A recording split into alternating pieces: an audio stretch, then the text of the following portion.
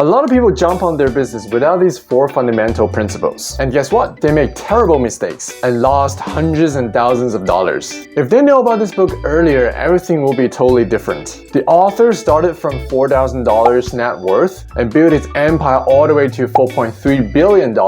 He is the co-founder of PayPal and also invested in companies like SpaceX, Facebook, and the platform that you're watching right now. Yes, YouTube. His name is Peter Thiel. Peter is a chess master and a doctorate in law by age 25 and a very successful investor. 你的头刚好在那个地方。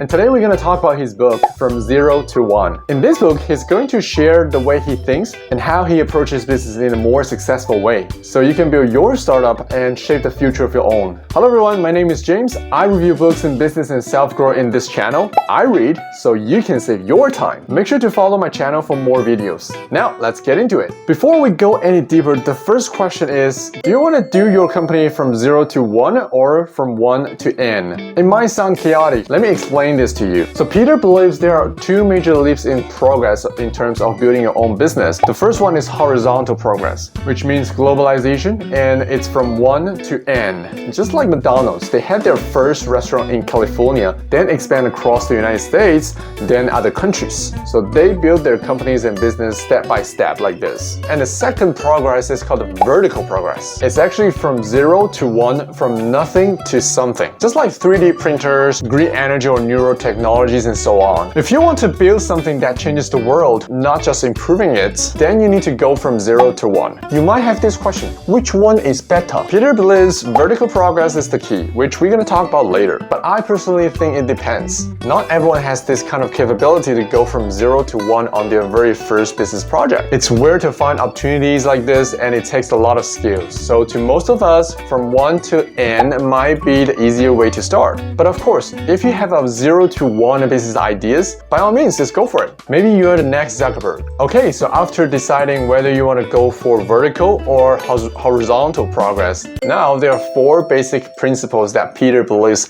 all entrepreneurs should know. Number 1 is be aggressive instead of conservative. As we mentioned earlier, jump on something that never existed directly. Just like Elon Musk invested in electronic vehicles directly instead of gas vehicles. But of course, a lot of people might not be able to invent a brand new product from scratch. But you can definitely use brand new approaches to your business. And for example, like those traditional marketing strategies, they put advertisements on TV or newspaper or radio. Can we try something new? Maybe we can be creative on TikTok or Instagram or other platforms to gain traffic to support your business.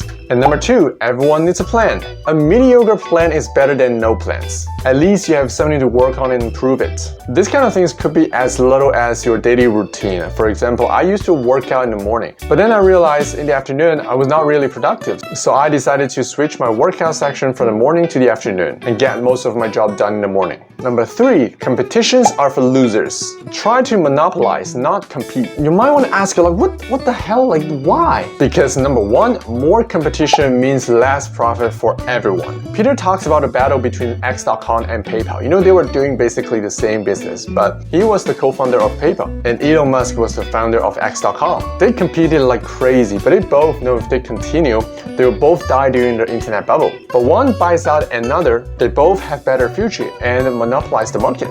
The second reason is we don't have to think to disrupt directly. We can think about mutual benefits. Like, can I do something to work or collaborate with others? It's like you see selling pet toys is very profitable, so you start selling these toys. And the next thing you know, a lot of people come into the same market and it just keeps getting saturated. Peter suggests that unless you can make this product 10 times better than others, otherwise don't do it. Why don't we look at something different? Like, the pet industry is huge. So can we make some nice pet skin products to solve their skin problems? The key is to find the niche markets under whatever you're interested in doing. And if you can monopolize a small niche market, that will give you a better chance to survive and focus on growing your business. So now you might want to ask, how do I monopolize? Peter gave 4 suggestions. Number 1 is to having pen. We just talked about this. You create something 10 times better than others. Just like you could barely finish 3 books in a year. But now if you follow my channel, you're able to read 30 to 50 books a year with 10 times less time spent, but 10 times more books read. Isn't that nice? So make sure to hit that follow button. Number 2 is to use internet. Your product or service can only grow virally through internet, no other ways around. And you must learn how to use internet to help you to achieve that, like a TikTok, Instagram, or YouTube channel. Number 3 is scalability. Now, the business has to be scalable. Traditional business models are very hard to scale nowadays because every extra dollar you make, you need to invest so much more upfront. Just like, for example, you're building a restaurant chain and you need to rent a place, renovate it, then you might start generating more revenue. But before you do that, it's a big chunk of cash that you need to prepare. And scalable also means more people use it, less margin costs. And number 4, we can monopolize through branding. Having a brand is so important, everyone knows it. The only time you can charge a lot more than the real cost of this product is by having a recognizable brand. Just like Apple or a lot of those fashion brands like Louis Vuitton or Gucci. But this is a tricky one because this is where a lot of people did it wrong. They focus too much on and get attached to their so-called brand. But you have to understand one thing, your brand is a piece of garbage if you can't sell your product. Products and how to convince people to buy your products or service is the first thing you need to consider when starting a new company. So yeah, just come up with a name and a quick logo. Once you start scaling your business, then you can start working on your brand awareness, but not the other way around. Otherwise, 99% of the time you will fail. And the last key point that Peter believes is very crucial is marketing. My product is so superior, much better than others. It will sell itself by word of mouth. No need to waste money on marketing lah. Chances are very unlikely. Why? Spending money on marketing is the quickest way to test if your product has a market. You know, just make the product, spend some money on marketing and price it lower to see if it sells. If it does, great, let's continue. But if it doesn't sell, your genius idea might just be nothing. Yeah, it doesn't sound nice, but here's the truth. So here comes the question, how much should I spend on marketing? Well, there are 2 important metrics that you need to learn and bear in mind. Number 1 is called the customer lifetime value, which is aka CLV. It means the total net profit you earn on average throughout your relationship with a customer. And the second thing is called a customer acquisition cost, also aka CAC. This means the amount you spend on average to acquire a new customer. And the most important thing is customer lifetime value must be higher than customer acquisition cost, because you could be losing money at the very beginning when acquiring these customers, but you know you can make a profit from retargeting them and reselling them new products in the future,